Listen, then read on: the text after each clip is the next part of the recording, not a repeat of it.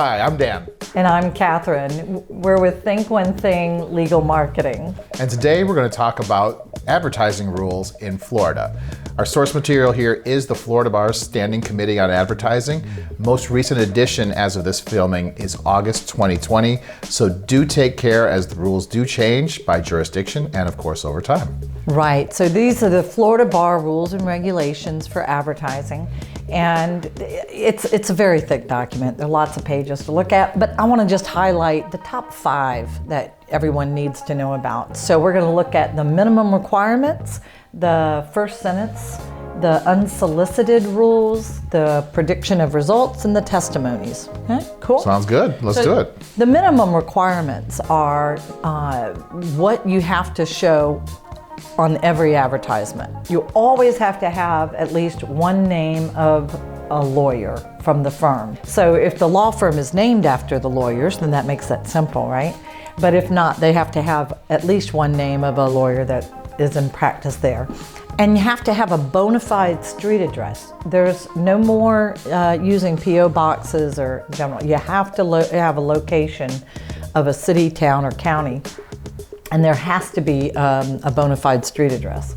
If you're getting a referral to another lawyer, for instance, if you're going to be working with another lawyer, you have to disclose that.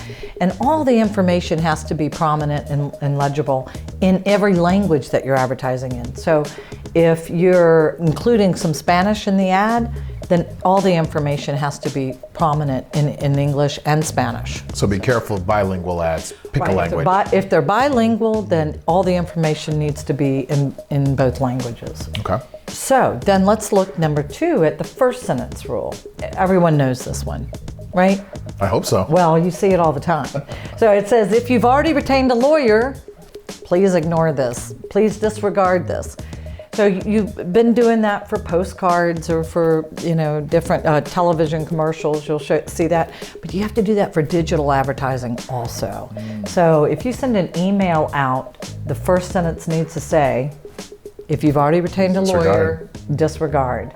Any directed, targeted email or advertisement, social media, anything that's unsolicited, those have to have that first sentence in there. So next, let's talk about unsolicited. So unsolicited is actually an interesting differentiator and something that we encourage you to be able to track back to a solicitation point or an opt-in point. Typically on a website, that's the easiest thing. If they filled out a form, if they somehow indicated they want more communication from you, that is where communications, at least as the bar look at it, go from unsolicited to solicited. It could also be on social media. It could be a LinkedIn account that you're now friending or that you're following. It could be a YouTube channel that you're, following. And it could even be a first phone call. If right. They call in and they ask for more information, at that point they are opting in or they have solicited your communication. If they give you their You do want to ask for permission. That's right. Absolutely. That's right. So it's very important. So unsolicited, the rules we're about to talk about are for unsolicited emails or targeted social media, right? You have to disclose how the information was obtained. Okay. So a good example would be the DMV. For DMV, instance, right? list pendants filings, anything you're going to the courthouse to get. Exactly. Gotcha. So your information was found here, therefore we're contacting you. So you have to do that. You also have to do the first sentence rule we just talked about. Okay. Right? You got to say, if you already have a lawyer, disregard this. It's an advertisement statement has to be included. Okay. And when you do targeted social media ads, of course, it'll say ad on there. So that covers it. Okay. But if it's an email, then you need to be able to say that, this is an advertisement. And the subject line needs to disclose somehow that you are treating this as an advertisement. And then you have to include your qualifications, your statement of qualifications, whether it's a member of the bar, the graduate, graduated from this university, this law school, whatever, what your experience is, why are you eligible to solicit from the unsolicited, right? Got it. Right? Gotcha. So that is unsolicited. And then the next one I want to talk about, an important rule to note, is the prediction of results. Oh yeah, we see this. Yeah, very important.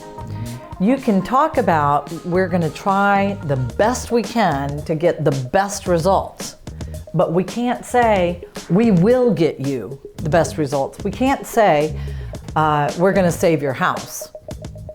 We can say, we're going to try to save your house, or we'll do everything we can to save your house, but we cannot predict success.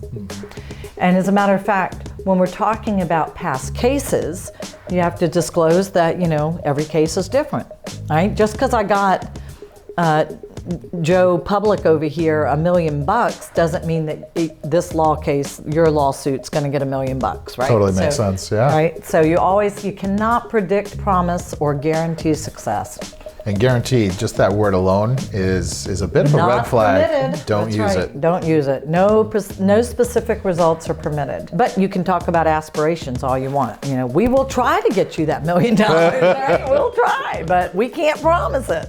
And then lastly, I want to talk about testimonials. So testimonials, which are really critical to lawyers, because testimonials are also reviews. Absolutely, the reviews that you get on your Google My Business, Avo, whatever it might be. And that's all about reputation management, right? And we talk a lot about reputation management. If you don't have good testimonials or reviews, then that's going to be a problem for you in getting new clients. And you want to know more about that, be sure to see our video on that, on that, right? But let's talk about what you can or can't do for testimonials and reviews.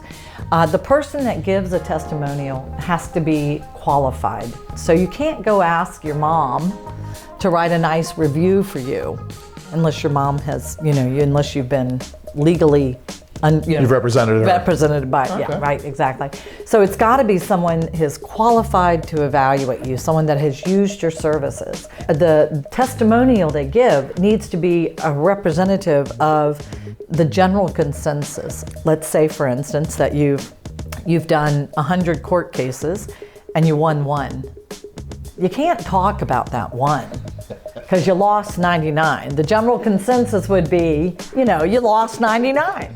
So you can't have that one review that isn't the general consensus. Got it. It's got to refer to an actual experience. Okay. So you can't say, well, if I were going to hire a lawyer, I'd hire Joe. Got it. It's got to be, I actually used Joe, I hired him, and this is what it did. Another lawyer may not write your review, and you may not write your review as a lawyer and give it to someone else and say, please, submit this. Oh, wow. No ghostwriting. Got it. No ghostwriting on it. It's got to be written by the person. That's interesting.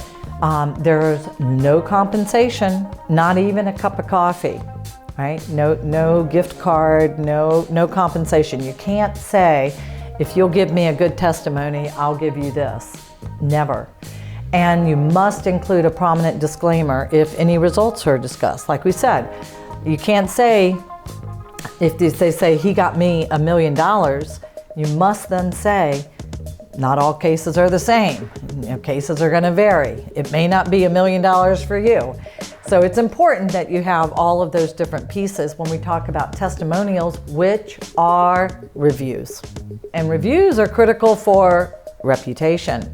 And reputation management is the most important thing a lawyer can do, right? Absolutely. So, if you like this video, we'd love for you to subscribe, like, and we'll look for you on the next one.